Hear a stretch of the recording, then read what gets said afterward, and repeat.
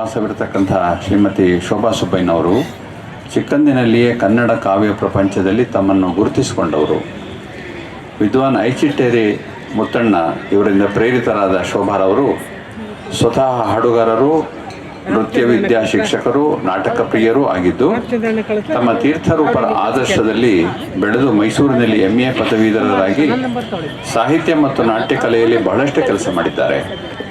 ಇವರ ಸಮಾಜ ಸೇವೆಯನ್ನು ಗುರುತಿಸಿ 1999ರಲ್ಲಿ ಕರ್ನಾಟಕ ಸರ್ಕಾರ ಇವರಿಗೆ ಅತ್ಯುತ್ತಮ ಸಾಮಾಜಿಕ ಕಾರ್ಯಕರ್ತೆ ಎಂಬ ಪ್ರಶಸ್ತಿಯನ್ನು ನೀಡಿದೆ. ಆಕಾಶವಾಣಿಯಲ್ಲಿ ಅನೇಕ ವರ್ಷಗಳಿಂದ ಹಾಡುಗಳನ್ನು, ಭಾಷಣಗಳನ್ನು ನಡೆಸಿಕೊಡುತ್ತಿದ್ದಾರೆ. ಕೊಡವ ಭಾಷೆಯ ಪದ್ಯ ರೂಪದ 2 ಪುಸ್ತಕಗಳನ್ನು, 1 ಕಥಾಗುಚ್ಛವನ್ನು ಬರೆದು ಪ್ರಕಟಿಸಿದ್ದಾರೆ. ಇವರ ಕವಿತೆಗಳು ದಸರಾ ಗೋಷ್ಠಿಯಲ್ಲಿ ಬಹುಮಾನವನ್ನು ಕೂಡ ಪಡೆದಿವೆ. 2018ರಲ್ಲಿ ಕರಿಕೆಯಲ್ಲಿ ನಡೆದ ಕೊಡಗು ಜಿಲ್ಲೆಯ ಕನ್ನಡ ಸಾಹಿತ್ಯ ಪರಿಷತ್ತಿನ ಅಧ್ಯಕ್ಷ ಸ್ಥಾನವನ್ನು ಇವರು ಅಲಂಕರಿಸಿ ಕನ್ನಡ ಸಾಹಿತ್ಯ ಪ್ರಪಂಚದ ಮೆಚ್ಚುಗೆಗೆ ಪಾತ್ರರಾಗಿದ್ದಾರೆ. ಇವತ್ತು ತಮ್ಮ ಅಮೂಲ್ಯ ಸಮಯವನ್ನು ನಮ್ಮ ಜೊತೆ ಇಡಲಿಕ್ಕಾಗಿ ದೂರದ ಕೊಡಗಿನಿಂದ ದಯಮಾಡಿಸಿರ್ತಕ್ಕಂತಹ ಶ್ರೀಮತಿ ಶೋಭಾ ಸುಬ್ಬಯ್ಯನವರು ಇವತ್ತು ನಾ ಕಂಡ ರಾಮಾಯಣ ಎನ್ನುವ ವಿಷಯವನ್ನು ತಮ್ಮದೇ ಆದ ವಿಶೇಷ ಧಾಟಿಯಲ್ಲಿ ತಮ್ಮ ಮುಂದೆ ಪ್ರಸ್ತುತಪಡಿಸಲಿದ್ದಾರೆ. ಅವರಿಗೆ ನಾವೆಲ್ಲರೂ ಕೂಡ ಪುನಃ ಸ್ವಾಗತವನ್ನು ಬಯಸೋಣ. ಓಂ ಶಾಂತಿ. ಶ್ರೀಮತಿ ಶೋಭಾ ಸುಬ್ಬಯ್ಯನವರು. ಬ್ರಹ್ಮಕುಮಾರರು, ನನ್ನ ಸರ್ವ ಪ್ರೀತಿಯ ಮಹಿಳಾಮಣಿಗಳು, ಮಹನೀಯರು, ತಾವೆಲ್ಲರೂ ಈ ಆಧ್ಯಾತ್ಮದ ಸುಧೆಯನ್ನು ಕೇಳಲಿಕ್ಕೋಸ್ಕರ ಒಂದು ಕೂತಿದ್ದೀರಾ. ಈಗ ತಾನೇ ನಮಗೆ ಧನಲಕ್ಷ್ಮಿಯವರು ಒಂದು ಬಹಳ ಚೆನ್ನಾದ ಅಮೃತ ವಚನಗಳನ್ನು ನಮಗೆ ನೀಡಿ ನಮ್ಮನ್ನೆಲ್ಲ ಪುನೀತಗೊಳಿಸಿದ್ದಾರೆ. ಈಗ ಹಾಡು ಹೇಳಬೇಕು ಅಂತ ಹೇಳ್ತಾರೆ. ಅದಕ್ಕಾಗಿ ನಾನು ಮೊದಲನೇದಾಗಿ ಒಂದು ಶ್ರೀರಾಮನ ಮೇಲಿನ ಒಂದು ಕೀರ್ತನೆಯನ್ನು ಹೇಳಿ ಭಾಷಣವನ್ನು ಆರಂಭಿಸುತ್ತೇನೆ.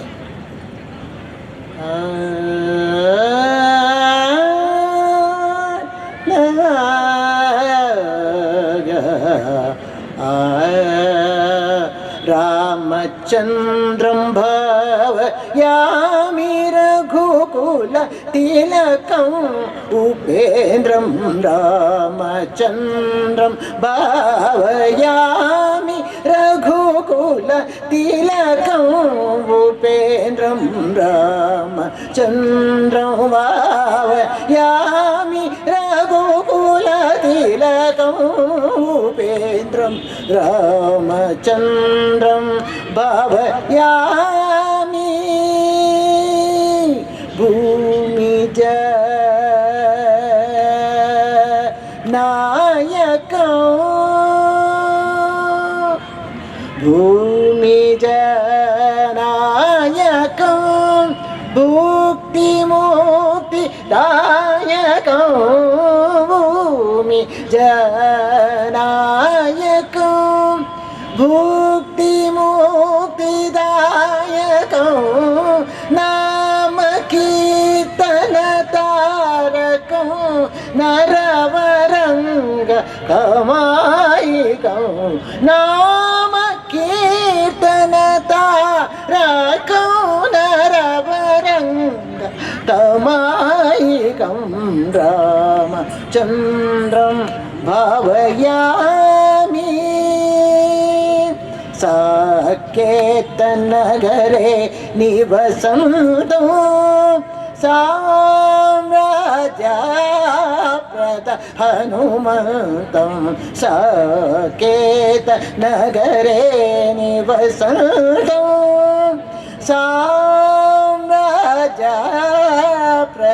ಹನುಮಂತಂ ರಾಕೇಂದು ವದನೋ ಭಗವಂತಂ ರಮಣೀಯ ಕಲ್ಯಾಣ ಗುಣವಂತಂ ಕಾಕುತ್ಸ್ಥಂ ಧೀಮಂತಂ ಕಮಲಾಕ್ಷಂ ಶ್ರೀಮಂತಂ ನಾಗೇಶನು ದಮನಂತಂ ವರಗುರು ಹವ್ಯರಾಂತಂ ರಾಮಚಂದ್ರಂ ಭಾವಯಾಮಿ ರಘುಕುಲ ತಿಲಕಂ ಉಪೇಂದ್ರಂ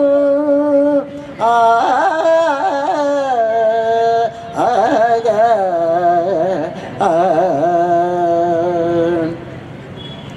ರಾಮಚಂದ್ರನ ವಿಚಾರವಾಗಿ ಒಂದು ಹಾಡು ಹೇಳಿದ್ದು ನಿಜ. ಆದರೆ ನಾ ಕಂಡ ರಾಮಾಯಣದಲ್ಲಿ ನೀವು ಕಾಣೋದು ರಾಮಚಂದ್ರ ಸ್ವಲ್ಪ ಕಮ್ಮಿ ಅಂತ ಹೇಳ್ಬೋದು.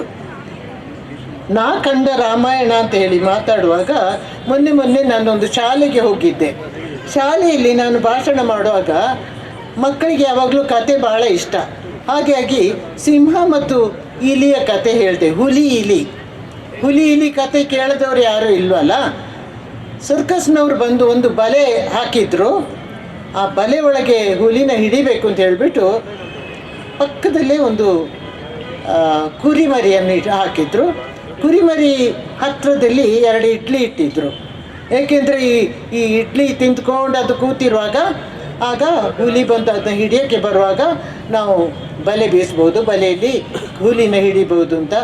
ಈ ವಿಚಾರ ಗೊತ್ತಿಲ್ಲದೆ ಪಾಪದ ಹುಲಿ ಇದು ಕುರಿಯನ್ನು ಕಂಡು ಓಡಿ ಬರ್ತದೆ. ಅದನ್ನ ಬಂದು ಹಿಡಿದು ತಿಂದುಬಿಡ್ತೀನಿ, ಹಸಿವಾಗಿದೆ ಅಂಥೇಳಿ ಬಂದು ಸಿಕ್ಕಾಕೊಂಡಿದ್ದು ಬಲೆಯಲ್ಲಿ. ಹುಲಿ ಒಂದು ಸಮಯ ನರಿಯಾಗಿದ್ದಿದ್ರೆ ಸಿಕ್ಕಿ ಬೀಳ್ತಿರ್ಲಿಲ್ವೋ ಏನೋ, ಗೊತ್ತಾಗ್ಬಿಡ್ತಿತ್ತು. ಆದರೆ ಹುಲಿ ಸೊ ಅದು ಸಿಕ್ಕಾಕೊಂಡು ಅದರೊಳಗೆ ಒದ್ದಾಡ್ತಾ ಇದೆ. 2-3 ಸಲ 8-10 ಸಲ ಗರ್ಜನೆ ಮಾಡಿದರೆ ಕೇಳೋರು ಯಾರು? ಅದು ಅಲ್ಲೇ ಬಿದ್ದಿತ್ತು. ಅಷ್ಟರಲ್ಲಿ ಒಂದು ಇಲಿ ಬಂದು ಇಲಿಗೆ ಈಗ ಇಡ್ಲಿ ಬೇಕು. ಇಡ್ಲಿ ಎಲ್ಲಿರೋದು? ಕುರಿಮರಿ ಹತ್ರ ಹೋಗೋದು, ಒಂದು ಇಡ್ಲಿನ ಮುಟ್ಟೋದು. ಮುಟ್ತಾ ಇದ್ದಾಗೆ ಈ ಕುರಿಮರಿ ಅಂತ ಹೇಳೋದು. ಅಷ್ಟರಲ್ಲಿ ಈ ಇಲಿ ಹೋಗಿ ನಿನ್ನ ಕಟ್ಟಿದ್ದಾರೆ ಗೊತ್ತಾಯ್ತಾ, ನಿನ್ನ ಕೈಗೆ ನಿನಗೆ ನಾನು ಸಿಕ್ಕಿ ಬೀಳೋದಿಲ್ಲ, ನನಗೆ 1 ಇಡ್ಲಿ ಕೊಡು, 2 ಇದೆ ಅಲ್ಲ ನಿನಗೆ 1 ಇಡ್ಲಿ ಕೊಡು. ಇಳಿಯಕ್ಕೆ ಹೋದರೆ ಕುರಿ ಹಿಂಗೆ ಮಾಡೋದು ಬೀಳೋದಿಲ್ಲ. ಅಷ್ಟರಲ್ಲಿ ಹುಲಿನ ಕಾಣ್ತದೆ. ಇಲಿ ಜೋರಾಗಿ ಚಕ್ಕಂದವಾಡ್ತಾ ನೆಗಾಡಕ್ಕೆ ಶುರು ಮಾಡಿಬಿಡ್ತದೆ. ನೋಡ್ತಾ ಇದ್ದಾಗೆ ಹುಲಿಗೆ ಸಿಟ್ಟು ಬಂದು ಗುರ್ರ್ ಅಂತ ಜೋರಾಗಿ ಅರಚ್ಕೊಳ್ತದೆ. ಆಗ ಈ ಇಲಿ ಹೇಳ್ತದೆ, ಏನು ನಿನ್ನ ಕಚ್ಚಿದೆ, ನಿನ್ನ ಕಟ್ಟಿ ಇಟ್ಟಿದ್ದಾರೆ ಅಲ್ಲಿ, ಈ ನೋಡು ನೀನು ನನಗೆ ಕಿರ್ಚಿದೆಯಲ್ಲ ಅಲ್ಲಿ, ಇನ್ನೂ ನಿನ್ನ ಬಲೆ ಇನ್ನೂ ಸ್ವಲ್ಪ ಗಟ್ಟಿ ಆಯಿತು ನೋಡಿದೆಯಾ, ಸುಮ್ಮನೆ ಕಿರ್ಚಾಡಬೇಡ, ಅಲ್ಲಿ ಕೂತ್ಕೊಂಡು ನೀನು, ನಾನು ನನ್ನ ಇಡ್ಲಿ ತಗೊಂಡು ಹೋಗ್ತೀನಿ. ಜೋರಾಗಿ ಗರ್ಜಿಸಿತು ಹುಲಿ. ಅಯ್ಯೋ ಹುಲಿರಾಯ, ನಿನಗೆ ಬೇಜಾರಾಯ್ತಾ? ಪಾಪ ನೀನು ಅದರೊಳಗೆ ಇದೆಯಲ್ಲ, ಬಿಡಿಸ್ಕೊಡ್ಲಾ? ನೀನು ಇರೋದೆಷ್ಟು, ನೀನು ನನ್ನನ್ನು ಬಿಡಿಸ್ಕೊಳ್ತೀಯಂತೆ, ನನಗೆ ಬಿಡ್ಸೋಕ್ಕಾಗಿಲ್ಲ, ನನ್ನನ್ನು ಬಿಡಿಸ್ತೀಯ ಹೇಳಿ ಅದನ್ನ ಸಿಕ್ಕಾಬಟ್ಟೆ ತಾರಾಮರ ಬೈದ್ಬಿಟ್ಟು ಅದಕ್ಕೆ ಕೆಟ್ಟ ವಾಕ್ಯ ಎಲ್ಲ ಹೇಳಿಬಿಟ್ಟು ಇಲ್ಲಿ ಹೇಳ್ತು, ಅಯ್ಯೋ ಇದಕ್ಕೆ ಏನು ಬುದ್ಧಿ ಇಲ್ಲ, ಈ ಹುಲಿಗೆ ದೊಡ್ಡದಾಗಿ ಬೆಳೆದಿದೆ, ಇದ್ರ ಬುದ್ಧಿಶಕ್ತಿ ಇಲ್ಲ ಅಂತ ಹೇಳಿಬಿಟ್ಟು ಮೆಲ್ಲೆ ಬಂದು ಆಡಿಗೆ ಹೇಳ್ತದೆ, ನಾನು ಅದನ್ನ ಬಿಡಿಸ್ಬೇಕು, ಆದರೆ ಮೊದಲು ನಿನ್ನ ಬಿಡಿಸ್ಬಿಡ್ತೀನಿ ಅಂತ ಹೇಳಿಬಿಟ್ಟು ಕಚ್ಚಿ ಇದು ಕುರಿದ ಮರಿದು ಹಗ್ಗನ ತೆಗೆದು ಬಿಡ್ತದೆ. ಹುಲಿ ಮರಿ ಜಿಗ್ದಾಡ್ಕೊಂಡು ಓಡ್ತದೆ. ಇಲ್ಲಿ ಹೇಳ್ತದೆ, ಥ್ಯಾಂಕ್ ಯು, ನಿನಗೆ ಧನ್ಯವಾದಗಳು, ನೀನು ನನಗೆ ಇಡ್ಲಿ ಬಿಟ್ಟು ಹೋಗಿದ್ಯಲ್ಲ, ನೀನು ಹೋಗು, ಮನೆಗೆ ಹೋಗು. ಅಷ್ಟರಲ್ಲಿ ನಾನು ನನ್ನ ಫ್ರೆಂಡ್ಸನ್ನೆಲ್ಲ ಕರ್ಕೊಂಡು ಬಂದುಬಿಟ್ಟು ಹುಲಿನ ಬಿಡಿಸ್ತೀನಿ. ಹುಲಿನ ಬಿಡಿಸೋಕ್ಕಿಂತ ಫ್ರೆಂಡ್ಸನ್ನೆಲ್ಲ ಕರ್ಕೊಂಡು ಬಂದು ಕಚ್ಚಿ ಹುಲಿನ ಬಿಡಿಸಿ ಆಗುವಾಗ ಹುಲಿಗೆ ಗೊತ್ತಾಗ್ತದೆ, ನಾನು ಎಂಥ ಒಂದು ಮೂರ್ಖ, ಎಂಥ ಮುಟ್ಟಾಳ, ಇಷ್ಟು ಚಿಕ್ಕವನಾಗಿದ್ದೀನಿ ಆಗಿದೆ ಆ ಇಲಿಮರಿ. ಅದರ ಕೈಲಿ ಆಗೋ ಕೆಲಸನ ನನ್ನ ತಿಳುವಳಿಕೆ ನನಗೆ ಅಷ್ಟು ಇರಲಿಲ್ವಲ್ಲ, ಅದು ಕುರಿನ ಬಿಡಿಸ್ಕೊಂಡು ಮಾಡುವಾಗ ತಾನೇ ನನಗೆ ಗೊತ್ತಾಗಿದ್ದು, ಅಂತೂ ನಾನು ಬದುಕಿಬಿಟ್ಟೆ ಅಂತ ಹೇಳ್ಕೊಂಡು ಧನ್ಯವಾದ ಹೇಳಿ ಹೋಗ್ತಾರೆ. ಹಾಗೇ ಈ ರಾಮಾಯಣದಲ್ಲಿ ನನಗೆ ಸಂತೋಷವನ್ನು ಕೊಟ್ಟ ಪಾತ್ರಗಳು ಇಲಿಮರಿಗಳು. ಯಾವುದೆಲ್ಲ ಇಲಿಮರಿ ಅಂತ ಹೇಳಬೇಕಾ ನಿಮಗೆ? ಕೈಕೇಯಿ, ಮಂಥರೆ, ಸುಮಿತ್ರೆ, ಲಕ್ಷ್ಮಣ ಶತ್ರುಘ್ನರು, ಊರ್ಮಿಳೆ, ಭರತ, ರಾವಣ, ವಿಭೀಷಣ, ಕುಂಭಕರ್ಣ, ಮಾರೀಚ, ಇವರೆಲ್ಲ ಬೇಡದವರು. ರಾಮಾಯಣದಲ್ಲಿ ರಾಮ, ಸೀತೆ ಇವರೆಲ್ಲ ತುಂಬ ಮುಖ್ಯ. ಇವ್ರನ್ನೇ ಎಲ್ಲರೂ ಮಾತಾಡ್ತಾರೆ. ಅದು ಇವ್ರು ಏನು ತಪ್ಪು ಮಾಡಿದ್ದಾರೆ ಅಂತ ಇವ್ರನ್ನ ದೂರ ಮಾಡೋದಲ್ವಾ? ಹಾಗಾಗಿ ಕೈಕೇಯಿ ಯಾರು? ಕೇಕಯ ರಾಜನ ಮಗಳು. ಕೇಕಯ ರಾಜ ಯಾರು? ಅವನು ಅಶ್ವಪತಿ. ಅವಳ ಮಾತುಶ್ರೀಯನ್ನು ಕಾರಣಾಂತರದಿಂದ ದೂರ ತಳ್ಳಿಬಿಟ್ಟಿರ್ತಾರೆ. ಯಾರು? ಕೇಕಯ ರಾಜ. ಯಾಕೆ ತಳ್ಳಿದ್ದು ಅಂತ ಹೇಳಿದ್ರೆ, ಒಂದಿನ ಇವನು ಹೋಗಿದ್ದಾನೆ, ಅಶ್ವಪತಿ ಯುದ್ಧಕ್ಕೆ ಅಂತ ಹೋಗ್ತಾನೆ. ಯುದ್ಧಕ್ಕೆ ಯುದ್ಧದಲ್ಲಿ ಆಗ ಸ್ತ್ರೀಯರು ಇವತ್ತು ಮಾತ್ರ ಅಲ್ಲ ಮುಂದೆ ಇರೋದು, ಹಿಂದಿನಿಂದಲೇ ಸ್ತ್ರೀಯರು ಮುಂದೆನೇ ಇರೋದು, ಹಿಂದುಗಡೆ ಇರಲೇ ಇಲ್ಲ. ಅಶ್ವಪತಿ ರಾಜನನ್ನು ಕರ್ಕೊಂಡು ಹೋಗಿದ್ದು ಅವನ ಹೆಂಡತಿ. ಹೋಗಿ ಅಲ್ಲಿ ಯುದ್ಧ ಮಾಡ್ತಾ ಇರುವಾಗ ಅಲ್ಲಿ ತುಂಬ ಸಹಾಯ ಮಾಡ್ತಾಳೆ. ಅದನ್ನು ನೋಡಿಬಿಟ್ಟು ದಶರಥ ರಾಜನ ವಿರೋಧವಾಗಿ ಯುದ್ಧ. ದಶರಥನಿಗೆ ಇವಳ ಚಂದ, ಇವಳ ಗಾಂಭೀರ್ಯ ಕಂಡು ಖುಷಿಯಾಗ್ಬಿಡ್ತದೆ. ದಶರಥ ಅವಳ ಮೇಲೆ ಪ್ರೇಮದ ಕಣ್ಣು ಹಾಯಿಸ್ತಾನೆ. ಸಿಟ್ಟು ಬಂದ ಅಶ್ವಪತಿ ಹೆಂಡತಿಯನ್ನು ಬ್ಯಾನಿಷ್, ದೇಶದಿಂದ ಹೊರಟು ಹೋಗು, ನೀನು ಇಲ್ಲಿರೋದೇ ಬೇಡ ಅಂತೇಳಿ ಬೆರೆಸ್ಬಿಡ್ತಾನೆ. ಹಾಗಾಗಿ ಅಂದು ಕೈಕೇಯಿಗೆ ತಾಯಿ ಇಲ್ಲ. ಇದೇ ಮಹಾರಾಣಿದು ನೆಂಟರಾಗಿರೋಳು ಮಂಥರೆ ಬಂದು ದಶರಥನಿಗೆ ಚೆನ್ನಾಗಿ ಬೈತಾಳೆ. ಏನಿದು ನೀನು ಅವಳನ್ನ ನೋಡಿದ್ದು, ಹಾಗೆಲ್ಲ ನೋಡಿ ಅವಳಿಗೇನೋ ಖುಷಿ ಆಯಿತು, ಇನ್ನೂ 2 ಸಲ ನೋಡಿಬಿಟ್ಲು. ಈಗ ನೋಡು ಅವಳ ಗತಿ ಏನಾಯಿತು ಅಂತ. ನೀನು ಕೆಟ್ಟವನು, ನೀನು ಹಾಳಾಗಿ ಹೋಗಬೇಕು ಅಂತ ಹೇಳುವಾಗ ದಶರಥನಿಗೆ ಸಿಟ್ಟು ಬಂದುಬಿಡ್ತು. ದಶರಥ ಹೇಳ್ತಾನೆ, ಏನು ಹೇಳ್ತಾ ಇದ್ದೀಯ, ನನಗೆ ಶಾಪ ಕೊಡ್ತೀಯ? ನಾನು ಎಷ್ಟು ತಪಸ್ಸು ಮಾಡಿದವನು, ನಾನು ಎಂಥ ರಾಜ ಅಂತ ಗೊತ್ತುಂಟ? ನೀನು ಕುಬ್ಜೆಯಾಗು, ನೀನು ಗೂನು ಬೆನ್ನಿನವಳಾಗು, ನೀನು ವಿಕಾರವಾಗಿ ಇರಲಿ ನಿನ್ನ ಮುಖ, ಅಷ್ಟೇ ಅಲ್ಲದೆ ನೀನು ಯಾವಾಗಲೂ ಯಾರ್ದಾದ್ರೂ ಹಂಗಿನಿಂದಲೇ ಬದುಕು ಅಂತ ಹೇಳ್ಬಿಡ್ತಾನೆ. ಪಾಪ ಅವಳ ತಪ್ಪೇ ಇಲ್ಲ, ಅವಳಿಗೆ ಬರೀ ಅವಳ ಸ್ನೇಹಿತೆ ಓದ್ಲಲ್ಲ ಅಂತ ಅಷ್ಟೇ ಬೇಜಾರಲ್ಲಿ ಹೇಳಿದ ಈ ವಿಚಾರ ಇಷ್ಟು ದೊಡ್ಡದಾಗಿ ಪರಿಣಮಿಸಿತು. ಆಗ ಅವಳು ದಶರಥನನ್ನು ಶಪಿಸದೆ ಬಿಡ್ತಾಳ. ಸಿಟ್ಟು ಬರದೇ ಇರ್ತದೆ ಅವಳಿಗೆ, ಅವನ ಮೇಲೆ ದ್ವೇಷವನ್ನು ಕಾರದೇ ಇರ್ತಾಳ. ಹೀಗಾಗಿ ಇವಳು ಕೈಕೇಯಿಯನ್ನು ತಯಾರು ಮಾಡ್ತಾಳೆ. ಇವಳಿಗೆ ಗೊತ್ತುಂಟು ಚೆನ್ನಾಗಿ ರಾವಣ ಆಗಾಗ ಬಂದು ದಾಳಿ ಮಾಡ್ತಾ ಇರ್ತಾನೆ ಅಯೋಧ್ಯೆಯ ಮೇಲೆ ಅಂತ ಗೊತ್ತುಂಟು. ರಾವಣನನ್ನು ಸ್ನೇಹಿತನನ್ನಾಗಿ ಮಾಡ್ಕೊಳ್ತಾಳೆ. ಈ ಮಂಥರೆ ಸ್ನೇಹಿತನಾಗಿ ಅವನ್ನ ಮಾಡ್ಕೊಳ್ಳೋದು ಮಾತ್ರ ಅಲ್ಲ, ರಾವಣನಿಗೆ ಬೇಕಾಗಿದ್ದು ಅದೇ. ಬೇಡದ್ದೆಲ್ಲ ಕೃತ್ಯಗಳನ್ನು ಮಂಥರೆ ಕೈಯಿಂದ ಮಾಡಿಸಿದ್ದು. ನಮ್ಮ ಹೆಣ್ಣು ಮಂಥರೆ ಏನು ಕೆಟ್ಟವಳಲ್ಲ, ಕೆಟ್ಟದಾಗಿ ಮಾಡಿಸಿದ್ದು ರಾವಣ ಅಂತ ಹೇಳ್ತೀನಿ ನಾನು. ಕೆಟ್ಟದಾಗಿ ಕಾಣುವ ಈ ಹೆಣ್ಣು ಮಂಥರೆ, ನಾವೆಲ್ಲ ಬೈಯೋದು ಮಂಥರೆಯಿಂದ ರಾಮಾಯಣ ಹೀಗೆಲ್ಲ ಆಯಿತು ಅಂತ. ಇಲ್ಲ, ರಾವಣನಿಂದಲೇ ಆಗಿದ್ದು. ಈ ವಿಷಯವನ್ನು ನಾನು ನಿಮಗೆ ಹೇಳಲಿಕ್ಕೆ ಇಚ್ಛೆ ಪಡ್ತೀನಿ. ಪಾಪದ ಕೈಕೇಯಿ ಇವಳ ಮಾತು ಕೇಳಿಕೊಂಡು ಭರತನ ಮೇಲೆ ವ್ಯಾಮೋಹದಿಂದ, ಮೋಹ ಬಿಡಲಿ, ವ್ಯಾಮೋಹದಿಂದ ಇಡೀ ಇದು ರಾಮಾಯಣದ ಕಥೆಯನ್ನೇ ಬರೆದು ಬಿಟ್ಲು. ರಾಮನಿಗೆ ಪಟ್ಟಾಭಿಷೇಕ ಆಗಬಾರ್ದು, ತನ್ನ ಮಗನಿಗೆ ಆಗಬೇಕು ಅಂತ ಹೇಳಿ ಸರಿಯಾಗಿ ದಶರಥನ ಕೂಡ ಜಗಳ ಮಾಡಿ ರಾಮ, ಸೀತೆ, ಲಕ್ಷ್ಮಣರನ್ನು ಓಡಿಸೇ ಬಿಡ್ತಾಳೆ. ಇಂಥ ಒಂದು ರೀತಿಯಲ್ಲಿ ಆದರೆ ಪಾಪದ ದ್ರೌಪದಿಗೆ ಮಗನ ಪ್ರೀತಿ ಸಿಗ್ತಾ ಇಲ್ಲ, ಅದು ಸಿಕ್ಕಲಿಲ್ಲ. ಅವಳಿಗೆ ಎಲ್ಲದರಲ್ಲೂ ನಷ್ಟವೇ. ಈಚೆ ದಶರಥನು ತೀರ್ಕೊಂಡ, ಆಚೆ ಮಗನ ಪ್ರೀತಿ ಸಿಕ್ಕಲಿಲ್ಲ, ಮಗನಿಂದ ದ್ವೇಷ ಸಿಕ್ತು. ಹೀಗಾಗಿ ಭರತ ಶತ್ರುಘ್ನರು ಯಾವಾಗ ವಾಪಸ್ ಬರ್ತಾರೆ, ವಾಪಸ್ ಬಂದು ನೋಡುವಾಗ ಏನಾಗಿದೆ, ಮಂಥರೆಯಿಂದ ಇದಾಗಿದ್ದು ಅಂತೇಳಿ ಹಿಗ್ಗ ಮುಗ್ಗ ಮಂಥರೆಯನ್ನು ಹೊಡೆದು ಬಡಿತಾನೆ. ಎಷ್ಟು ಬಡಿದ್ರೂ ಕೊಂದೇ ಬಿಡ್ತೀನಿ ಅಂತ ಹೊರಡುವಾಗ ಭರತ ಹೇಳ್ತಾನೆ, ಇಲ್ಲ, ಹೆಣ್ಣನ್ನು ಕೊಲ್ಲಬಾರ್ದು, ಮಹಿಳಾ ಹತ್ಯೆಯಿಂದ ನಿನಗೆ ದೋಷ ಮಾತ್ರ ಅಲ್ಲ, ಶ್ರೀರಾಮಚಂದ್ರ ಇದನ್ನು ಯಾವಾಗಲೂ ಒಪ್ಕೊಳ್ಳೋದಿಲ್ಲ ಅಂತ ಹೇಳಿಬಿಡ್ತಾನೆ. ಆಗ ಭರತ ಅದು ಬೇಡ ಅಂತ ಹೇಳಿ ಬಿಡ್ತಾನೆ. ಮತ್ತು ನಮಗೆ ಗೊತ್ತೇ ಇದೆ, ಎಂಥ ಇದು ಶತ್ರುಘ್ನ ಕೊಲ್ಲಿಕ್ಕೆ ಬಿಡಲಿಲ್ಲ. ಆದರೆ ಶತ್ರುಘ್ನ ಸಾಧಾರಣದವನಲ್ಲ, ಅವನೊಬ್ಬ, ನನ್ನ ಕೇಳಿದರೆ ಅವನೊಬ್ಬ ಪಾತ್ರವಿಲ್ಲದ ನಾಟಕಕಾರ. ಆ ನಾಟಕದಲ್ಲಿ ಅವನಿಗೆ ಪಾತ್ರವೇ ಇಲ್ಲ, ಎಲ್ಲೂ ಕೂಡ ಅವನನ್ನು ಹೊಗಳಿದ್ದೂ ಇಲ್ಲ, ಅವನ ವಿಷಯ ಒಳ್ಳೆ ಮಾತು ಹೇಳಿದ್ದೂ ಇಲ್ಲ. ಅವನ ಅಮ್ಮ ಅದೇ ರೀತಿಯಲ್ಲಿ ಸುಮಿತ್ರೆ. ನಾವು ಇಡೀ ರಾಮಾಯಣವನ್ನು ಓದ್ತಾ ಬಂದರೂ ಕೂಡ ಅದರಲ್ಲಿ ಈಗ ನಾವು ಇದು ಹೇಳ್ತೀವಲ್ಲ, ಶುದ್ಧ ಬ್ರಹ್ಮ ಪರಾತ್ಪರ ರಾಮ, ಶುರುವಿಂದ ಕಡೆವರೆಗೆ ಹೇಳಿದ್ರು, ಒಂದು ಕಡೆಯಲ್ಲೂ ಕೂಡ ಸುಮಿತ್ರೆಯ ಹೆಸರು ಬಂದಿಲ್ಲ. ನೀವೆಲ್ಲ ಇದನ್ನು ನೋಡಿರ್ಬೋದು, ತಿಳಿದಿರ್ಬೋದು. ಅವಳು ಕೆಲಸ ಮಾಡಿದ್ದಾಳೆ. ಅವಳು ಅಂಥ ಒಂದು ದೇಶದ ರಾಣಿ. ಅವಳು ಕಾಶಿ ರಾಜನ ಮಗಳು. ಅವಳು ಇದು ಎಂತ ಭಾಳ ಸುಂದರಿ. ಆದರೆ ಅವಳಿಗೆ ಗೊತ್ತಿರಲಿಲ್ಲ ಅವಳು ಸುಂದರಿ ಅಂತ, ಆಕೆಗೆ ಗೊತ್ತಿರಲಿಲ್ಲ. ಹಾಗಾಗಿ ಅವಳನ್ನು ಮದುವೆಯಾದ ದಶರಥ ಇದು ಕೊಡ್ತಾನಲ್ಲ, ಪಾಯಸ ಸಿಕ್ತಲ್ಲ ಅಗ್ನಿ ದೇವರ ಕೈಯಿಂದ, ಸಿಕ್ಕಿದ ಪಾಯಸವನ್ನು ಕೌಸಲ್ಯಗೆ ಕೊಡ್ತಾನೆ, ಕೈಕೇಯಿಗೆ ಕೊಡ್ತಾನೆ. ಕೊಟ್ಟು ನೀವಿಬ್ಬರು ಒಂದೊಂದು ಚೂರು ಅವಳಿಗೆ ಕೊಟ್ಬಿಡಿ ಅಂತ ಹೇಳ್ತಾನೆ. ನೋಡಿಯಪ್ಪ ಯಾವ ನ್ಯಾಯ ಇದು.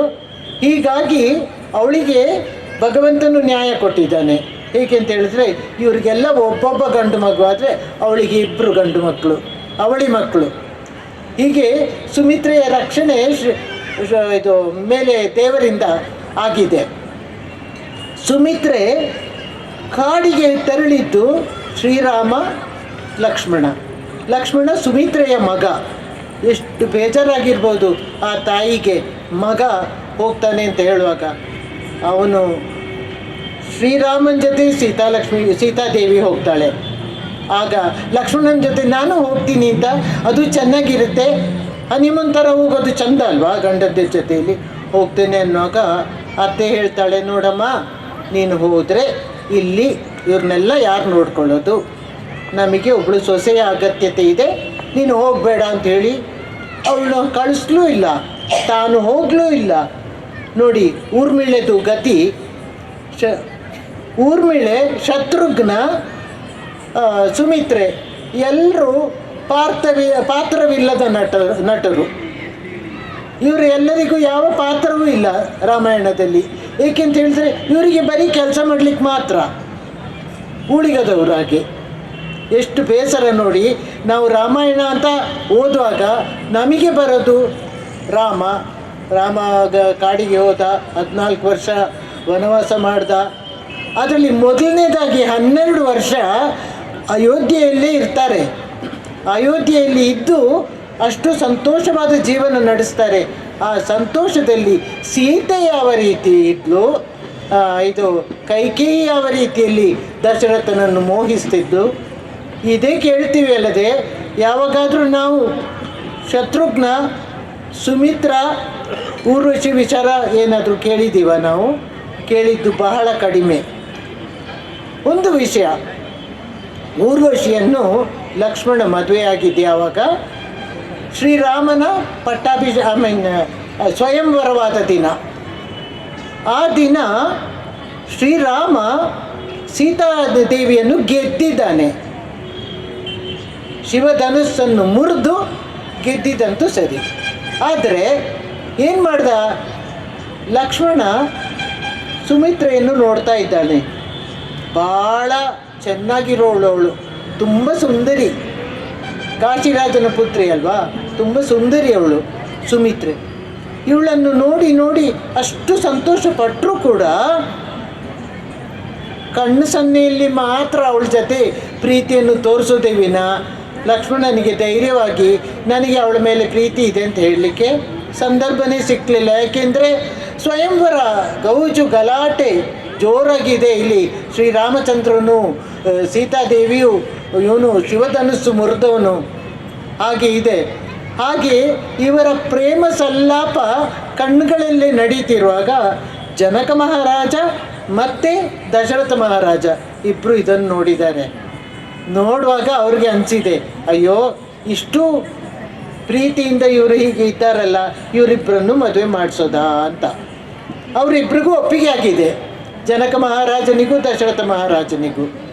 ಅಷ್ಟರಲ್ಲಿ ಬಾಕಿ ಇಬ್ಬರನ್ನೇನು ಮಾಡೋದು? ಜನಕ ಮಹಾರಾಜನಿಗೆ 4 ಜನ ಹೆಣ್ಣುಮಕ್ಕಳು. ಇವರು ಸೀತಾದೇವಿ ಮತ್ತು ಇದು ಇವಳು ಸುಮಿತ್ರೆ, ಇದು ಕೀರ್ತಿ ಮತ್ತು ಮಾಂಡವಿ. ಈ 4 ಜನರನ್ನು ರಾಮಾಯಣದ ಈ 4 ನಾಯಕರಿಗೆ ಮದುವೆ ಮಾಡಿದ್ದು. ಆ ದಿವಸ. ಅವತ್ತೇ ಅವ್ರಿಗೆಲ್ಲ ಮದುವೆ, ಇವರಿಗೆ ಸ್ವಯಂವರ. ಹೆಸರು ಬಂದಿದೆ ಯಾರ್ದು?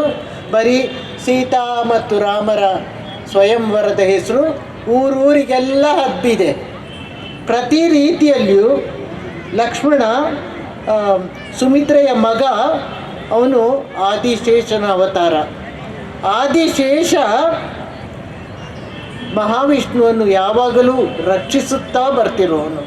ಈ ಆದಿಶೇಷನ ಅವತಾರವಾಗಿರುವ ಲಕ್ಷ್ಮಣ ರಾಮಚಂದ್ರನಿಗೆ ಯಾವಾಗಲೂ ಇದು ಕಾವಲಾಗಿರುವವನು. ಯಾವಾಗ ಲಕ್ಷ್ಮಣ ಈ ಪ್ರೀತಿಯಲ್ಲಿ ಮುಳುಗ್ತಾನೆ, ಈ 12 ವರ್ಷ,